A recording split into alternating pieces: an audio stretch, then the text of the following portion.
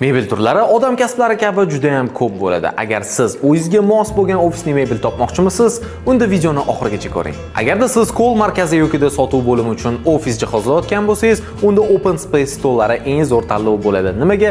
Juda ham ixcham hamda qulay bo'lganligini hisobiga bitta xonani o'ziga juda ham ko'p xodimlarni bemalol joylashtirishingiz mumkin bo'ladi. Agarda siz hujjatlar bilan ko'p ishlaydigan bo'lsangiz, unda sizga keng ish maydoni, undan tashqari qo'shimcha saqlash joylariga ega stol kerak bo'ladi. Aynan ushbu stolimiz buxgalterlar uchun ideal yechim bo'ladi.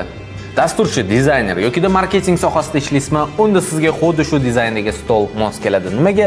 Sizning ish anjomlaringiz ko'p bo'lgandan keyin stol ham o'shanga yarasha qulay bo'lishi kerak. Mijozlar, hamkorlar va ofisingizga kelayotgan mehmonlarni kutib olish uchun xuddi shunaqa konferensiya stoli mos keladi. Nimaga? Hamkorlar birinchi bo'lib ofisingizga kirganda, ularning birinchi taassuroti aynan shu yoqda boshlanadi. Agarda siz rahbar bo'lsangiz, rahbarlar uchun oddiy stol o'zi yetarli bo'lmaydi. Nimaga? Bir tomonda hujjatlar, bir tomonda notebook, har kuni uchrashuvlar, xullas rahbarlarga mos keladigan keng va qulay stol bo'lishi shart. Va ushbu stolimiz aynan sizdagi rahbarlarga mos keladi. To'g'ri tanlangan ofisning mebel ish unumdorligini oshiradi va neoklassikada siz istalgan turdagi Xitoy hamda o'zimizda ishlab chiqariladigan mebellarni topishingiz mumkin. Sizga bo'lsa qaysi biri yoqdi? Izohlarda yozib qoldiring.